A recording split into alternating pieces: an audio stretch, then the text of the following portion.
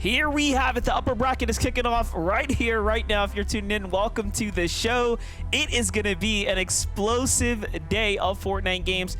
Taco, you hit on it perfectly. Muzz and Epic Whale are one of those teams that did, of course, have to come together for this first time, really, ever in a set lobby setting like this. A very difficult task is put in front of them to perform well. And a very difficult task is put in front of Clix and Vino here today as well, as now they find themselves contested. We saw how well they managed to play when they weren't having any stressors like this added to their situation, to their drop. But now, so much more to worry about. Yeah, and don't get me wrong, got a little ahead of myself. I mean, Muzz and Epic Whale, they had, like I said, the unlucky day during the first couple of days in the upper bracket, but we'll have to wait to check in with them later on because they are going to be in that lower bracket participation. But yeah, the upper bracket is not easy by any means. I mean, teams have been fluctuating all weekend in and out. Quanti and Yapko, especially here at Research Rock, this has been an ongoing battle, essentially. And knowing that they're up against Blaha and Mixon one more time, but only 3 games to make it work, MDF. And starting off with a pretty heated 50-50 from the get-go means that you have a lot less opportunity if it doesn't go your way. Yeah, and you know, one thing we have noticed about these duels is they're not hell-bent on finishing one another if they don't have to. However, if they press the advantage while they have it, they will complete the job, and this time they do just that. So Quanti and Japko will find themselves sent right back to the lobby. That's one of those 3 opportunities now gone. It's going to be very difficult for Mixon and company to honestly come back from that one. But hold up, Cease and Jack here now in a bit of a fight as well. Cease and Jack were also struggling yesterday, not only really with the early game, it was more so that mid-game competition here, but for the Lavish Layer, for now, they'll clean up the threats here and move on. Yeah, I mean, for Staxaruni and Encrypted, knowing that you've got a pretty big battle ahead of you, and Lavish Layer is a slight pivot, but you can see how the first knock actually comes into play. Cease just getting a good clip onto Encrypted, and Stax, unfortunately, too far apart from his duo to provide the support coverage that he would have liked. Definitely unfortunate ending as far as Stax and Encrypted are concerned, but Cease and Jack, they're definitely still going to be wearing. What I mean by pivot is they were initially trying to drop a little bit more south from Lavish towards that estate station, but since that drop has been overtaken by Skittles and Chubbs, they're trying to see if Lavish will go better. Kingaling, though, dropped immediately at Brutal Beachhead. And these are some of the newer teams jumping in right now. DKV and Vale here jumping into the mix. Lower bracket teams that, of course, you had to perform well in order to even find a position here for the upper bracket set of games. What we have going on down low, though, we have another team off to the outskirts of the Brutal Beachhead here. So that put 3 duos at least here right now. One of which seems to be on the move north, so it's going to be time to go here. But a triple contest at Brutal Beachhead, and you have to remember, because they already had 2 Eluns, and there's 3 teams so, there yeah, right 4 now. Team has decided. 4 teams. Still, it's just kind of ridiculous to think about the ripple effects, essentially, that take place when you see teams that manage to qual through earlier on this weekend. Acorn and Cold, keep in mind, they were the ones initially in control yesterday of Brutal Beachhead, but since they're no longer a part of the process, that's why all these other teams then try to move into that area, try to see if they can replicate that same success. Clix and Veno, though, definitely one of our top contenders here today. They've been relatively consistent all weekend as well for staying towards the higher end of that leaderboard. They just need to do the same thing here today. And it starts off hot at the Sandy Steps. Clix definitely a little bit lower than you would like to be, so that's going to be a temporary disengage for Veno and Clix. Just create a little bit more space. Dax, Roxanne, it seems as if everybody's got their eyes set on that forecast tower nearby. Now we get to jump in with Reciprocal G-Monster against Olaf. Reciprocal and G-Monster very, very good duo. We've been covering them for quite some time now. No strangers to getting into these super set lobbies where the competition starts to raise. Let's see what Olaf and Lacrosse can do here. Yesterday, Olaf did have a couple moments on broadcast where he found himself a set of eliminations. Can he start this one off strong here today? G-Moss are not trying to allow them to get comfortable.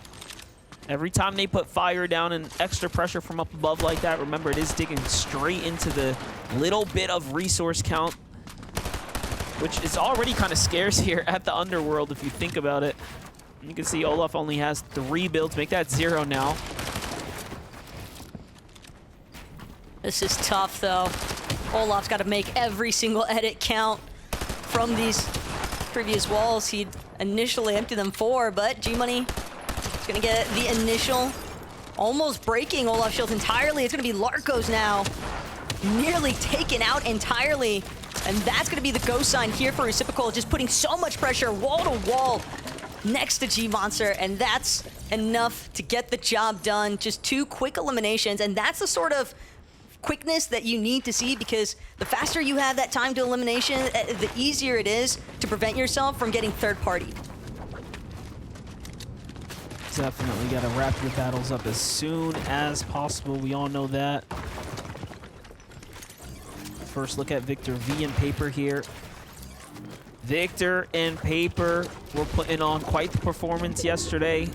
Easily found themselves inside the top 25. However, that Victor Royale, hard to come by. We saw even teams like we mentioned, Acorn and Cold, come so close multiple times back to back. But the victory, the elusive win. Same for NPen and Pump, right? NPen and Pump were very much in the end games, very much in all of our conversations as the games developed yesterday. Honestly, toppling some of the top tiers. I was going to say, like Cooper and Kanata in the first game, and this is looking like deja vu for that situation right here. And they land so close to one another. Their strategies almost involve colliding with one another at this point. Yeah, but at the same time, NPen and Pump, it took all the way up until the last game yesterday for them to really crank things up to the notch that they needed them to be to maintain that position inside of the upper bracket. Raze all the while, again, drawing the attention back towards these forecast towers, and Curly, Raze, finding that successful elimination now means that they just have 1 solo left to contend with, and it's Hades trying to do what he can to just completely bail. Not sure if he had a chance to grab that reboot card, but the third party comes into play. Raze didn't have a wall holding towards his side and is punished for it immediately. So he's going to have to abandon trying to put more pressure onto Hades. Off the fall back for the Flowberry Fizz. Fortunately, Curly still able to potentially secure the NPCs that have spawned in below, but he is concerned about the team across the way that is taking shots, although they should be able to secure this forecast key card. Trying to figure out how they got up to the high ground right there for a second on the 3rd layer. But jokes aside, yeah, they have the key card. This is going to be obvious advantage here to set themselves up for this game. Teams like Curly and Raze, we have to expect to do very well given the fact that they will have all of that knowledge. And if they don't, I mean, that's going to be more worrisome and raise a lot of questions for us. So we keep an eye on them, especially in this game right here. Alex and Worthy right now, also by the skin of their teeth, right? Held on yesterday, finding their late stride performances. It wasn't too pretty of a day for the Power Boys, but today's a fresh start. Still have to commend them, though, for making that move in the first place from Oceania to compete in NA.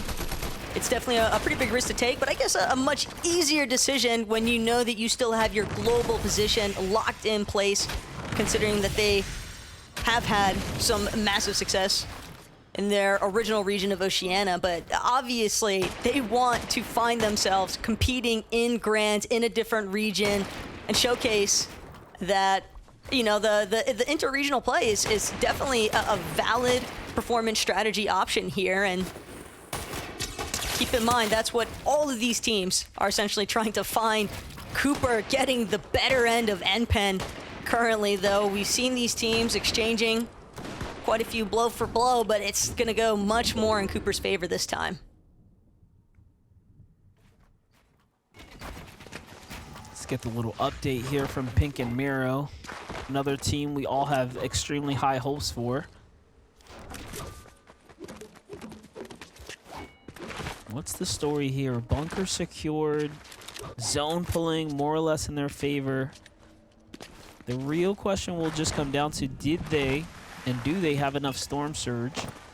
I'd have to say yes. It seems like they might have gotten into a bit of a skirmish. I mean, the ammunition counts are looking a little light for Pink there and Miro, so either they haven't gotten much loot, which is the reason they're kind of avoiding teams right now, or they've had their little bits of exchanges and the bunkers allowed them to conceal those fights. But for Bucky and Ocus, okay, this is pretty much the best performance we've seen from them so far. They were having all off-spawn early eliminations. Finally, we get to see what Ocus can do here coming into the mid-game. I think the main thing for Bucky and Ocus as well, though, is knowing that they have an uncontested Grim Gate today. They started off essentially having to, you know, duke their way out of the lower bracket. And again, it's not an easy means by any measure, because you just have to factor in there's so many things you can't control when it comes to that lower bracket situation.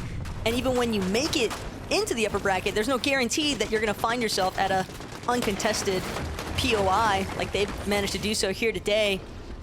Tony, Noisy, Cam, a Minish, though.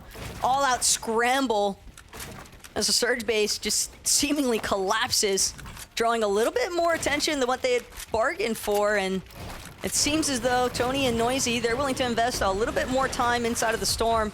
They want to let Cam and a Minish go ahead and move forward without them, because again, it could put a little bit of a halt once they approach the next edge of zone, but they are definitely making sure to keep tabs on some of the Surge bases surrounding them. You can see Tony looking up already, but it's all about that flaming boost hoop. They're probably hoping to catch a late rotating duo and get some nice Surge tags onto them when they opt to try and take that flaming boost hoop for the mobility. And I like that they're not doing it in a tall tower base, right? That's going to give them even more of an element of surprise. That's something the team's not going to necessarily expect. However, you are absolutely right. Every base, even in the Storm, is a potential dangerous one, given the fact that there are so many cactus here. Of course, teams have tended and kind of trended towards staying in the Storm really late this season because they have the ability to do so. So, you know, season to season, dynamics change. Game and meta, of course, changes, and so do the player behaviors. And talked about that. What is this?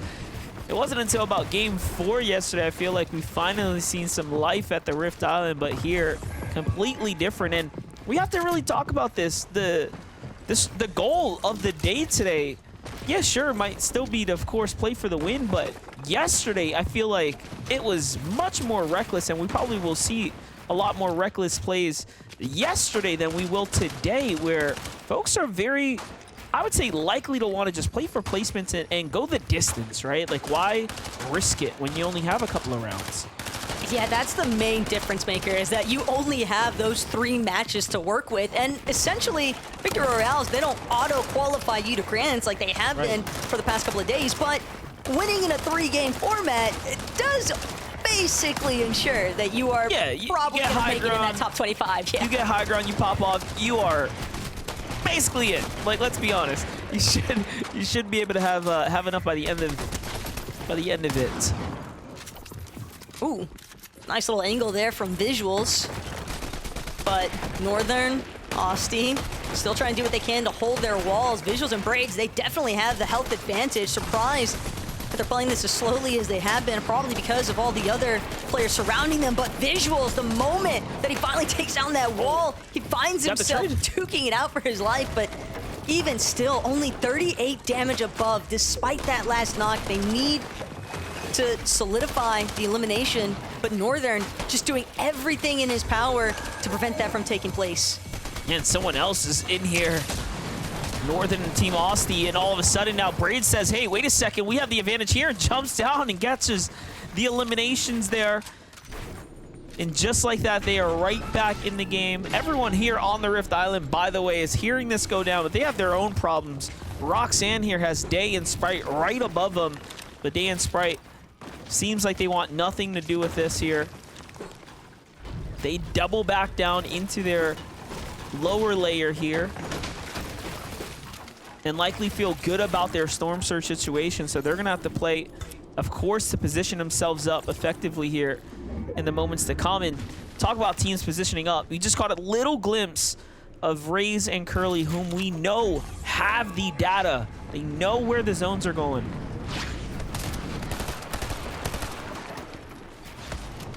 Day, though, as soon as that surge threshold came into effect and he realizes sitting 200 below, he's got to make something happen here.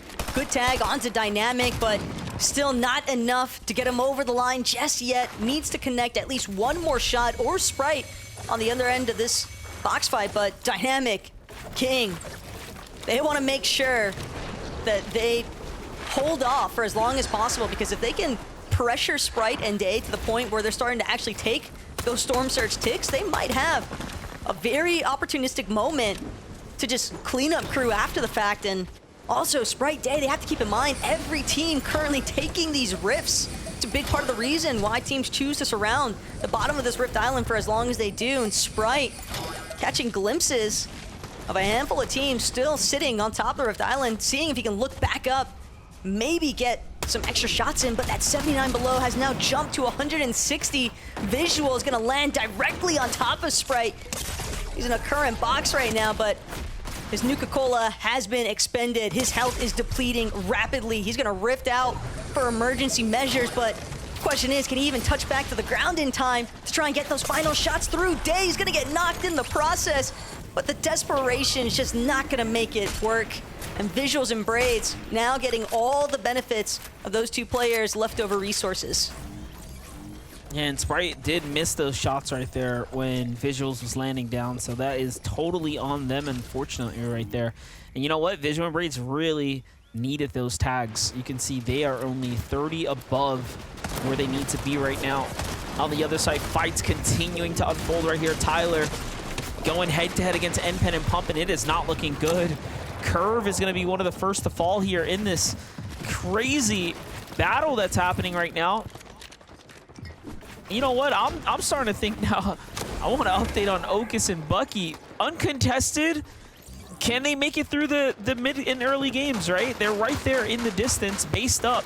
I wonder how they're going to figure out how to play Surge, because there's teams right now that, because of the fact today they're uncontested, I mean, do they even have a strategy, right? When you're highly contested off the drop, you don't get to play into those mid and late games. I mean, it makes a big difference. You don't really get to warm up to it. Take a look at this, Taco. This is how it all unfolded. NPen and Pump just had timing here. Honestly, being the third party onto Curve.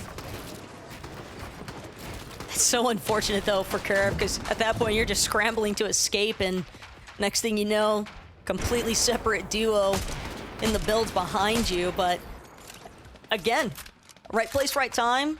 Even if it's not necessarily intentional, if it works at this stage. And yeah, to kind of continue that Bucky and Okus conversation, I do think that teams that are uncontested in general have had the vast majority of success so far this weekend. And again, even though Victor Royale doesn't necessarily guarantee you, but it basically does for Grand Finals, I think that Bucky and Okus, they've been having to deal with a very contested Grim Gate for the most part. And so with it being left open now, wouldn't be surprised to maybe even see them potentially return to their strategy of trying to take over the Rift Island, essentially. We saw plenty of teams that were up there earlier on during the 4th zone, so it could be a prime option for duos that are looking for both more materials and just opportunities to exchange for damage. Alex and Worthy on the move right now. One of the first to go for the rotate here on the outside. Excellent spot to be in right now, as they have a bit of the advantage over the players here to come, and it's somewhat of a natural funnel as well. Instead of sticking around, they want to get straight into the new zone. Gonna go with the extra launch pad, or crash pad right there. Ooh, but his teammate left behind. Someone shot the extra one out, so now they're split here. Take a look at Vino and Click. Hey. Finding Victor in the sky. Ooh. It's like you get excited when you know the focal points on Veno, but seeing Victor get punished. It's part of the risk involved, though, when you're opting to use those crash pads. Sometimes you do get that extra hang time that you aren't necessarily hoping for, and now looking at Vert and Keon. 28 below, though. They just need one shot, and Keon's gonna find it right in the nick of time onto Vorteca. And immediately close off his builds and just sit tight for the moment. But even at 147 above MDF, that is not enough to stay safe. They're both more than aware of the fact that they're gonna need to get some more damage done before they find themselves underneath that threshold one more time. Yeah, we've been here before. We definitely know that this is not gonna hold up. And this is something, you know, that the pro players understand as well. So, yeah, put yourself in their shoes. Pressure starts to build. Performances start to be affected. Mongrel, Mr. Savage, being uncontested have given them probably a lot more room to breathe here for today. And I feel like is basically locking it in the bag, but again, they have to put up the performances. So far, they're doing just that. They're in the mid game here, but Mr. Savage is pretty hurt, so a couple things are gonna have to line up for them if they want to see the top 10 at least. Big names I'm seeing alive right now. Clicks still in the game. Curly still in the game. Team Baka in the game. Kanata here, positioned up. Crashback comes out. They don't have to jump down into that low ravine here. They get straight into a solid position.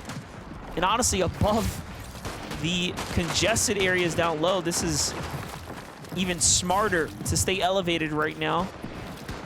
We have seen a lot of teams find a good amount of success kind of spending more time in that mid-ground to secondary height tier, because keep in mind, the high ground, it can become so incredibly risky and problematic because of these crash pads. You never know when a team is going to try to overthrow your position on height. And yeah, Bucky, Okus, they've got it for the time being, but what they don't have is the damage that they need. 76 below the damage threshold, and the problem, Okus doesn't have a heavy fire rate weapon. All he's got is this Enforcer AR, so every shot counts. His ammunition count as well, running incredibly low. It might only be a matter of time before this duo is forced to drop to the low ground, but that's not before they get eliminated outright. Pars with the shots overhead. He was just rotating off of the crash pad, and then Pars and Baka just completely play spoiler to everything that Bucky and Okus had going on. Can we just talk about how one person took both of their healths below 25 with a rotation play? That is just, I don't know what else to say. I'll let the chat decide. We move on. Miro and Pink have a game to play right now. We're in the end game now officially, folks. Top 20, 18th here, 15th in top 10, just around the corner. And look at how many names you are looking at in the distance here. There are a lot of teams in the mid ground right now. Not many on the low ground, which is crazy to see how many players are actually trying to go for the win. This is different than my expectations. I'll tell you that right now. I expected more players to be playing ultimate low, trying to stretch it out, and instead it seems like we got players trying to see if there's a chance, a glimmer of hope for height. Right now, Clicks, he just wants a glimmer of hope to survive and get these placements online, because Veno, already having been eliminated, it's going to leave Clicks to fend for himself. We've seen him in these solo opportunities in the past, even dealing with Baka and Pars single-handedly yesterday, but now there's more to focus on than just those two alone. He's done a nice job, though, at trying to find an isolated position, just staying wary, head on a swivel, looking every which way. Clicks, the moment that he is forced to try and drop another layer down, Nuka-Cola gonna be the next thing to go, but 3 medkits. He could potentially just look for all that placement play right here, MDF, with the heal up. But Curly and Raze height completely under their control. And keep in mind, that's one of our forecast tower teams. That's right. We may have called it a little early to keep focus on them because they're doing what we wanted to see a team with the forecast tower do, and that is perform very, very well. You don't have an excuse. You have all the information in the world to do it. For Power, Alex, and Worthy, they still have a lot of gas in the tank here. Matt's looking decent, and you know what? I'm getting real 2019 Fortnite vibes right now. When second height looks like low ground, you know players are really getting into the mud here. Chaos Gaming and Chance, one of the only teams down low. They have 8 eliminations. It makes sense. You have Mongrel down here as well with Mr. Savage. Down comes Clicks as well. So teams are starting to funnel their way down lower and lower. I can see a little bit of Cooper and Kanata there. They're not too healthy, but look at this. The fight breaks out. Chaos takes down Mr. Savage there and get to pick up all the mats here. This is going to help stretch them out even further. And then on the high ground, there's an entire fight going down. So if you blinked, you missed it, but it's a back and forth. Pink, he's going to be the lone counterpart left over from that exchange, but the damage may have already been done. Pink still managing to hold high ground for a moment, but he will be forced to drop. Only has a handful of builds left over. Raze and Curly, though, they were hoping to try and maintain that elevated position for the duration of this match. Instead, it's going to be Pink now all the way down to low ground. Tries to sit inside the cone, but it's not going to work out. Completely taken out by Worthy. Kanata from way behind everybody else. Crashback catches him up, but just makes him an open shot. Curly, the credit for that one. Chaos Gaming has now fallen, but not before taking care of Alex, and this is looking like it is entirely up for Raze and Curly to bring home. And sure enough, MDF, we saw them with that forecast tower so early on, and they made good work of it. That is how you play a game right there. Curly and Raze putting on a performance of a career for themselves right there. Well played for them to take a victory royale in the first game of our showcase of what North America has to bring to the table here as we start gearing up for grand finals. Respect to WTG, or WTJ boys, Raze and Curly here. Take a look at this from their perspective. WTJ Curly drops Kanata. Nice little care package there. They don't even need the loot. They understand that they can ride this out. 4 medkits in hand. Curly have the win locked and sealed in the bag. Congratulations to them for taking game number 1. That's going to set them up with all the momentum. And again, Taco, it's because they had that tower. Yeah, I mean, it just becomes substantially easier to try and play your own game when you have knowledge of all those future zones. But still, massive shout outs to Curly and Raze for winning lobby number 1. We'll see what happens with all the action right after this short break.